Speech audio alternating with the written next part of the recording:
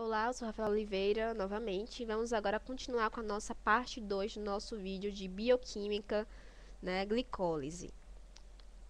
Agora nós vamos lá agora a sexta etapa. Eu sei que vocês estão dizendo, tá muito complicado, mas é complicado mesmo. Você viu que eu até me embaralhei até para falar para vocês como era a quinta etapa, né, que para mim a quinta etapa é a mais complicada.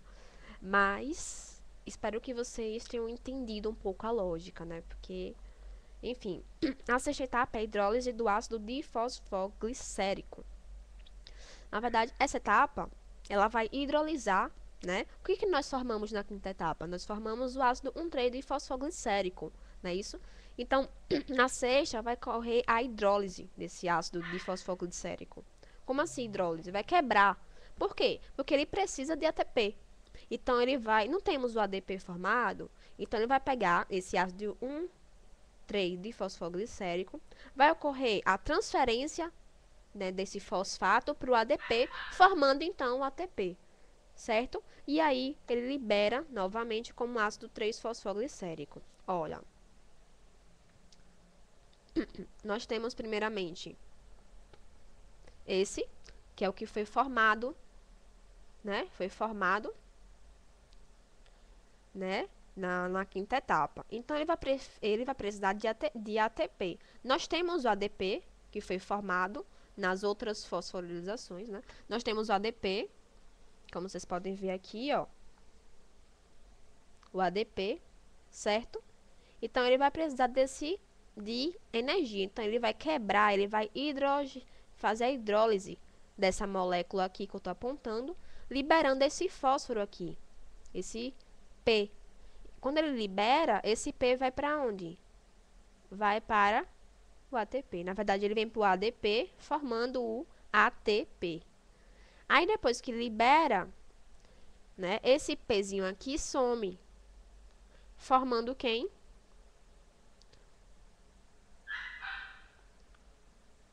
Esse daqui, que eu não decorei o nome, é o ácido 3-fosfoglicérico, certo? É isso que acontece. E a enzima que faz é o fosfoglicerato quinase, tá? E ele também precisa do íon magnésio, tá? Bom, as etapas seguintes, para mim, são as etapas mais fáceis, porque ele só vai ocorrer, né, as mudanças. Então, na etapa seguinte, né, nós formamos quem? O ácido 3-fosfoglicérico. Esse daí, a partir dele que nós vamos formar quem? O ácido pirúvico, tá? Então, nós vamos ter durante essas etapas, o ácido 3-fosfoglicérico é o objeto de diversas reações, tá? Ele vai transformar o ácido, né, pirúvico, tá? Bom, então tá, vamos lá. Primeiramente, ele vai ser o ácido 3-fosfoglicérico, que foi convertido, né, que foi feito, né, que foi o produto da reação da hidrólise do ácido difosfoglicérico. Então, o ácido 3-fosfoglicérico, o que vai acontecer com ele? Ele apenas vai transferir o seu fosfato para o carbono 2, né? Ó, observe só esse aqui, ó. Tá vendo? Ele tá, o P tá na onde? No carbono 3. Nesse daqui, no segundo, o carbono foi, carbono não, o fosfato foi para onde? Do carbono 2. Então, a primeira reação é essa, é mudar o local onde o fosfato está, tá? E quem vai ser a enzima que vai ajudar nessa reação? Vai ser a enzima fosfogliceromutase, ou então apenas mutase, tá? Ela só vai mudar a posição do fosfato, certo? Quando ele muda de posição, o seu nome muda, claro. Ao invés de ser ácido 3-fosfoglicérico, ele vai ser ácido 2-fosfoglicérico. Você sabe que o número é o que indica a posição, né, do carbono. Então, 2 por quê? Porque o fósforo está no carbono 2. No início era 3-fosfoglicérico, porque o carbono estava no carbono 3. Certo? Pronto. No próximo processo, é só apenas a perda de água. O ácido 2-fosfoglicérico ele vai perder água, certo? Ele vai perder essa água produzindo o seguinte, ou seja, nós chamamos de reação de desidratação. E a enzima que vai ajudar é a enzima enolase, em que ele vai perder água. e vai formar o ácido fosfoenolpirúvico, que é esse daqui.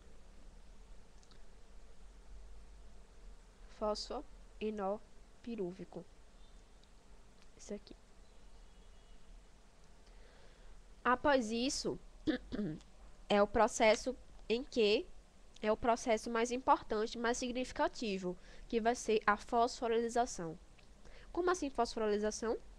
Nós vimos que fosforilização é a adição de um grupo fosfato. Então, o ADP, nós não temos nós não formamos dois ADP no início das etapas. Ele conseguiu recuperar o ATP, que foi na sexta etapa, em que ocorreu a hidrólise do ácido 1,2 difosfoglicérico, e aí o fosfato foi para o ADP formando ATP, e depois o ácido 3-fosfoglicérico, não é isso? Então, um ADP já conseguiu reconquistar o seu ATP que ele tinha perdido. E nessa etapa agora, para formar o ácido pirúvico, ela também vai conseguir reconquistar o seu ATP. Então, esse fósforo, né, esse P aí, que está no ácido fosfoenolpirúvico, certo? Que nós vimos nesse instante. Ele tem esse fósforo aí. Então, para ele liberar, ele vai ter que vai ter que ter a fosforilização, ou seja, o ATP que tinha desde o início da reação, das etapas, não formou dois ADPs, um ADP lá na primeira etapa conseguiu, né, pegar o seu fosfato de volta. Só faltou um. Então, esse ADP vai conseguir recuperar o seu fósforo, formando o quê? A fosforilização, ou seja, ele vai se adicionar, né, um fosfato na sua, né? Então, aí vai ocorrer a fosforilização, ou seja, o ácido fosfoenolpirúvico, ele vai transferir o seu grupo fosfato ao ATP. Quando ele transfere esse fosfato para o seu ATP, ele forma outro nome, ou seja, não vai existir mais esse fósforo aqui, não vai ter mais, tá vendo? E vai formar agora quem? O ácido pirúvico, tá? Então, o ADP consegue recuperar o seu ATP e forma-se, então, o produto final, que é o ácido pirúvico. E a enzima que vai agir, né, nessa reação vai ser o piruvato quinase, ou então só quinase, a depender de como o professor de vocês achar melhor. Pronto. Vocês podem perceber que eu tô meio gripada, mas tudo bem.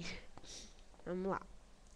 Pronto, isso aqui foi as etapas da glicólise. Só que temos também as fermentações, né, que ocorrem tanto nós, né, em relação aos músculos, quando nós estamos em exercício muito pesado, como também em seres com bactérias láticas, né. Então, a fermentação, na verdade, tem que entender primeiro o negócio do NADH.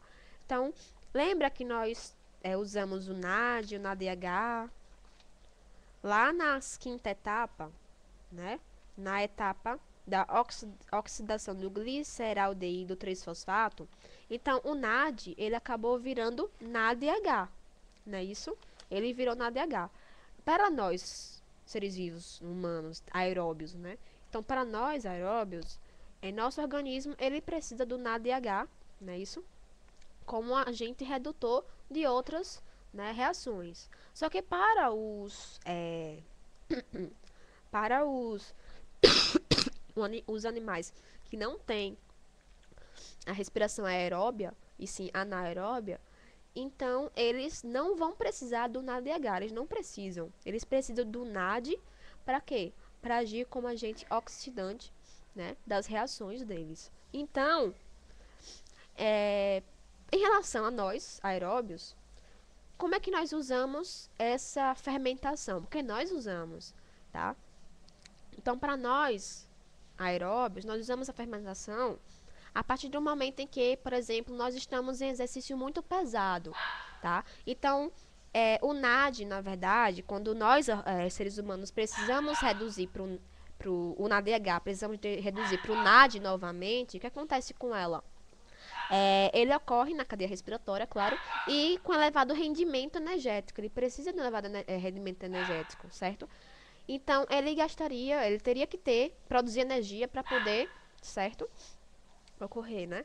E na anaerobiose é um processo mais simples, né? Que nós chamamos então de fermentação, que é quando nós não usamos a síntese de ATP, né? Nós não usamos a síntese de ATP, nós usamos então a fermentação. Para quê? Para que esse NADH ele volte a ser NAD, sem precisar sintetizar energia. Então, na verdade é essa. Nós podemos voltar, nós aeróbios podemos botar o NADH para o NAD. Podemos. Sem a fermentação? Podemos. Só que vai ocorrer a síntese de ATP, né? E a fermentação não sintetiza ATP, certo? Então, é uma forma mais simples, porque nós vamos converter um NADH para o NAD novamente, certo? Só que como o quê? Com uma forma mais simples, para não sintetizar ATP. Tá? E por isso nós chamamos de fermentação. Aí nós temos dois tipos de fermentação, a fermentação lática e a fermentação alcoólica. A lática, na verdade, ela vai